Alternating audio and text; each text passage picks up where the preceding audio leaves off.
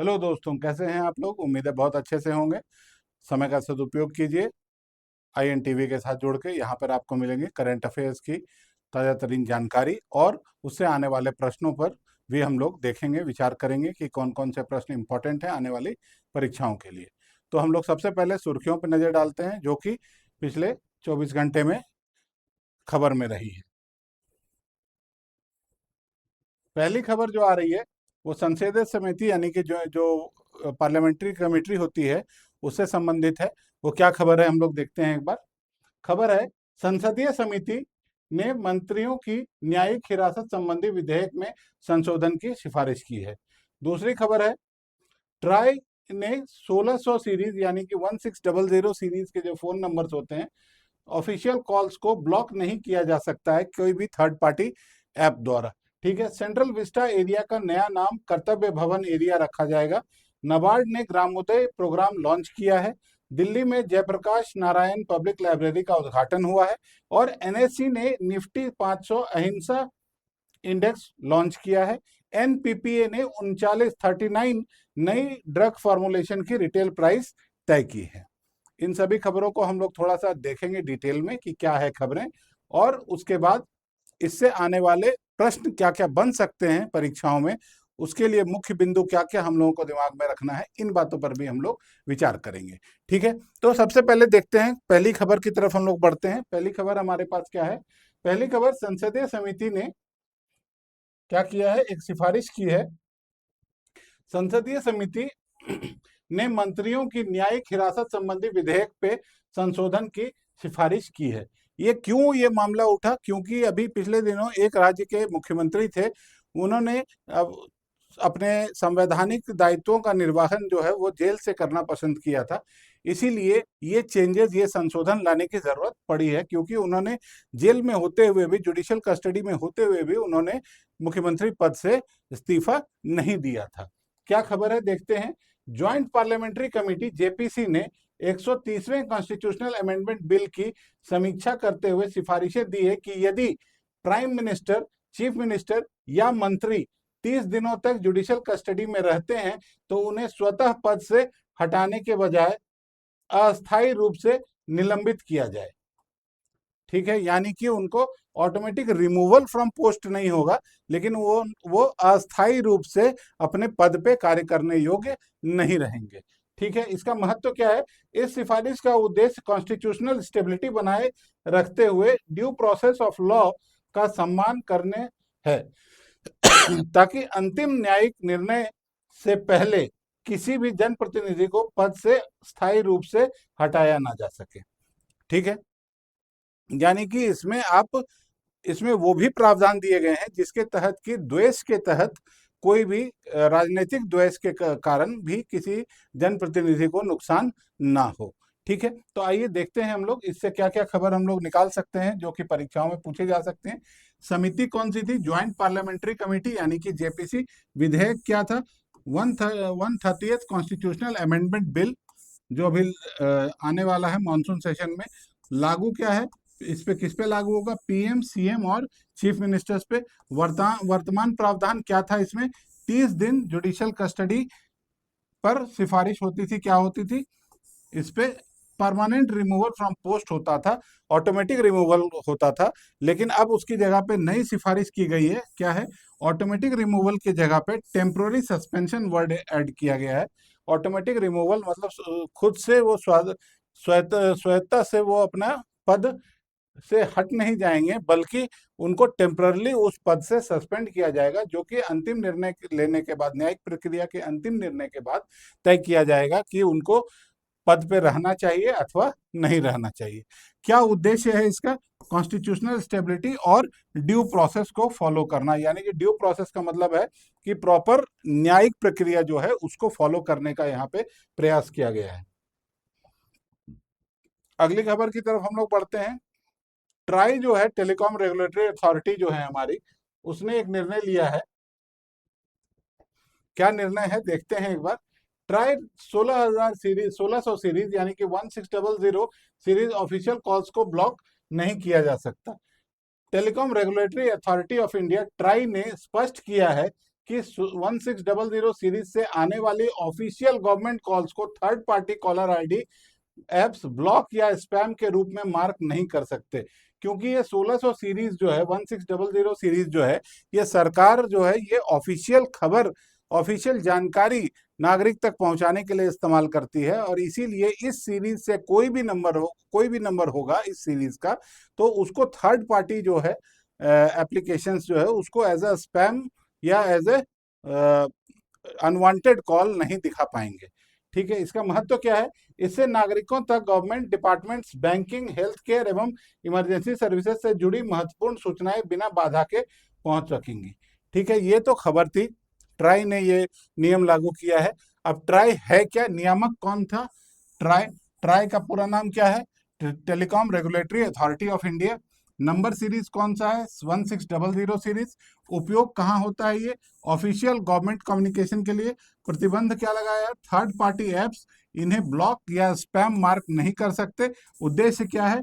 Trusted citizen communication, यानी कि नागरिकों तक एक भरोसेमंद कम्युनिकेशन पहुंच सके सरकार या उसके डिपार्टमेंट्स के द्वारा। यही इसी उद्देश्य के साथ ये काम किया गया है। अगली खबर जो है वो रीनेमिंग से है, यानी कि नया नाम रखा गया है। अभी आपको पता होगा कि भारत सरकार ने सेंट्रल विस्टा प्रोजेक्ट लिया था, जिसको कि पूरा किया गया है, और उसका नाम क्या रखा था? Central Vista area. इसी का नाम अब बदल करके क्या रखा जा रहा है? कर्तव्य भवन एरिया। इसी का नाम क्या रखा जा रहा है? कर्तव्य भवन एरिया।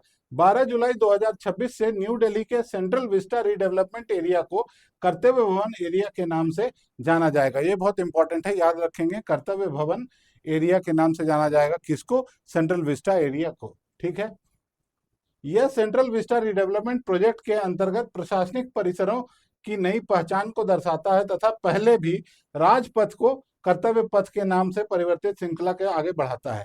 क्या है?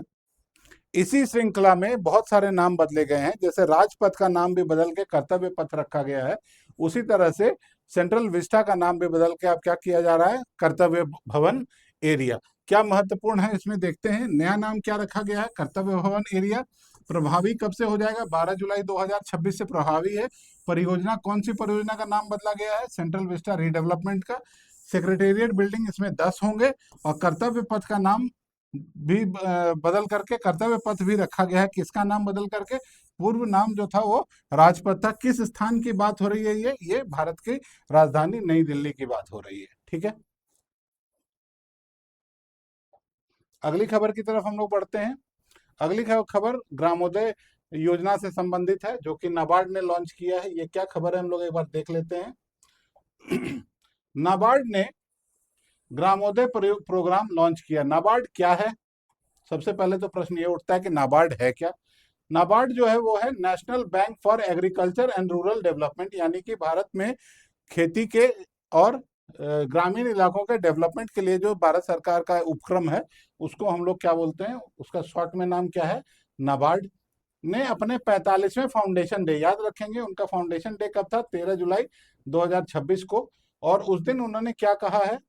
उन्होंने कहा है कि ग्रामोदय प्रोग्राम लॉन्च किया है, जिसका उद्देश्य क्या है? ग्रामीण युवाओं को इंटरप्रेन्योर बनाना, यानी कि उद्यमी बनाने का काम करेगा। कौन? ग्रामीण युवाओं को उद्यमी बनाना है। और उसके लिए पहल कौन कर रहा है? उसके लिए पहल कर रहा है नाबार्ड, यानी कि national bank for agriculture and rural development. क्या फायदा है इससे? इससे फायदा क्या है कि रूरल इंटरप्रेन्योरशिप डेवलप होगा, स्किल डेवलपमेंट होगा। ठीक है, और आत्मनिर्भर भारत की तरफ बढ़ावा मिलेगा, आत्मनिर्भर भारत को, है ना। क्या क्या प्रश्न इससे बन सकते हैं? देखिए इंपॉर्टेंट क्या क्या है। प्रोग्राम कौन सा? प्रोग्राम का क्या नाम है? ग्रामोदयम। ठीक है, और लॉन्च कब हुआ? 13 जुलाई 2026 को। ये क्या था? 13 जुलाई क्या था? फाउंडेशन डे है। किसका फाउंडेशन डे है? ये फाउंडेशन डे है। किसका फाउंडेशन डे है? ये फाउंडेशन डे है किसका? नाबार्ड का। ये नाबार्ड का फाउंडेशन डे है, ये भी याद रखेंगे, इंपॉर्टेंट है। ठीक है, कितने, ये एक पायलट प्रोजेक्ट है जो कि 3 वर्षों के लिए अभी लॉन्च किया गया है, जिसके तहत क्या किया जाएगा? इसका लक्ष्य है लगभग 4000 रूरल एंटरप्रेन्योर्स डेवलप करना। इसके लिए साझेदार कौन है? एनएसडीसी यानी कि नेशनल स्किल डेवलपमेंट कॉर्पोरेशन इसके साझेदार हैं, और उद्देश्य क्या है? रूरल एंटरप्रेन्योरशिप और सेल्फ एम्प्लॉयमेंट को बढ़ावा देना, जिससे कि हम लोग क्या कर पाएंगे? आत्मनिर्भर भारत की तरफ आगे बढ़ पाएंगे। ठीक है, आगे देखते हैं हम लोग आगे कौन सी खबर हमारे पास आ रही है। दिल्ली में एक लाइब्रेरी खोली गई है, पब्लिक लाइब्रेरी, श्री जयप्रकाश नारायण के सम्मान में। उसको हम लोग एक बार देखते हैं क्या है। दिल्ली में जयप्रकाश नारायण पब्लिक लाइब्रेरी का उद्घाटन किया गया है। किन्होंने उद्घाटन किया है? Union home minister Amit Shah ने 11 जुलाई 2026 को दिल्ली के एनडीएमसी एरिया में, एनडीएमसी क्या है? New Delhi municipal corporation area में क्या किया है? में जयप्रकाश नारायण पब्लिक लाइब्रेरी का उद्घाटन किया। इसका महत्व क्या है? आधुनिक डिजिटल एवं मल्टीमीडिया लाइब्रेरी छात्रों, शोधकर्ताओं तथा आम नागरिकों को बेहतर अध्ययन सुविधाएं उपलब्ध कराएगी। क्यों फेमस है? लाइब्रेरीज तो बहुत सारी बनती हैं, ये क्यों फेमस है? क्योंकि यहाँ पर करोड़ों की संख्या में डिजिटल रिसोर्सेज प्रोवाइड की जाएंगी, जो कि शोधकर्ताओं के लिए और लोगों के, आम नागरिकों के लिए, छात्रों के लिए बहुत फायदेमंद होगा। ठीक है, देखिए क्या है ये, मैं बताता हूँ, इसके इसके फैक्ट्स को भी बताता हूँ। जयप्रकाश नारायण पब्लिक लाइब्रेरी नाम रखा गया है, उद्घाटन अमित शाह ने किया है। कहाँ पे? एनडीएमसी में। फिजिकल बुक्स कितने हैं? 32,000।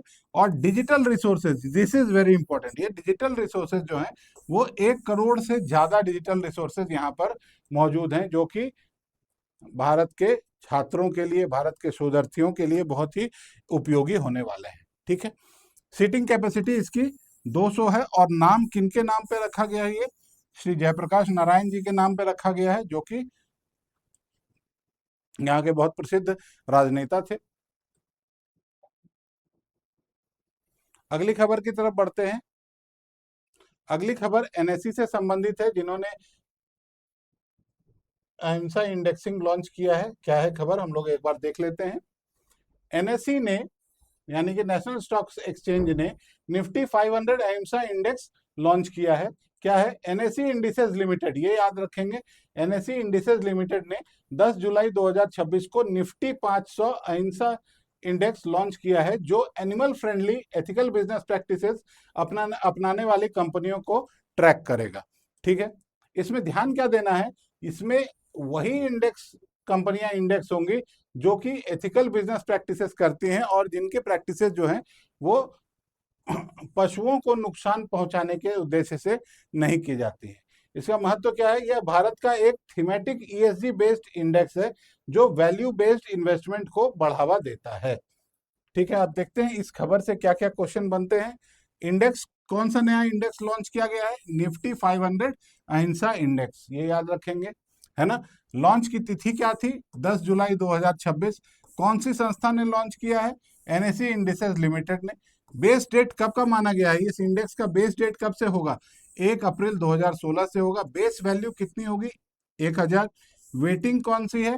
फ्री फ्लोट मार्केट कैपिटलाइजेशन पे बात हो रही है। फ्रेमवर्क कौन सा है? अहिंसा इन्वेस्टमेंट मूवमेंट।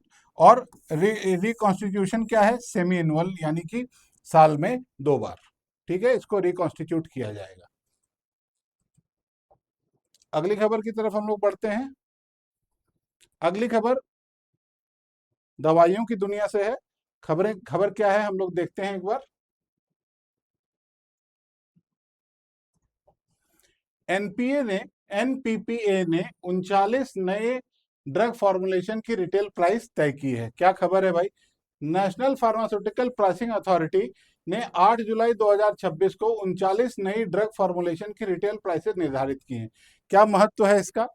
यह निर्णय आवश्यक दवाओं को एफोर्डेबल प्राइस पर उपलब्ध कराने तथा प्राइस रेगुलेशन को मजबूत बनाने की दिशा में एक महत्वपूर्ण कदम है। ठीक है, क्या बोला गया है कि भाई जो भी लाइफ सेविंग मेडिसिन हैं उसकी प्राइस कंपनी तय नहीं करेगी, उसको रेगुलेट किया जाएगा सरकारी उपक्रम द्वारा। ठीक है, संस्था कौन है जो इस चीज को लागू कर रही है? वो है एनपीपीए, यानी कि नेशनल फार्मास्यूटिकल प्राइसिंग अथॉरिटी। ये अधिसूचना कब जारी हुई है? 8 जुलाई को ही जारी हो गई है। कुल दवाएं कितनी है? 39, यानी कि 39 ड्रग्स के फॉर्मुलेशन का प्राइस तय किया गया है। आदेश क्या है? आदेश का पूरा नाम क्या है? ड्रग प्राइस कंट्रोल ऑर्डर 2013 के उद्देश्य से किया गया है। मंत्रालय कौन है? Ministry of chemicals and fertilizers. और कानूनी आधार क्या है? Essential commodities act 1955। ये याद रखेंगे, कौन से आधार पे कौन सी संस्था, कौन सा ऐसा एक्ट है जो कि ये एनपीपीए को ये अधिकार देता है, वो है इसेंशियल कमोडिटीज एक्ट 1955। ठीक है, तो ये एक खबर थी। अगली खबर देखते हैं हम लोग।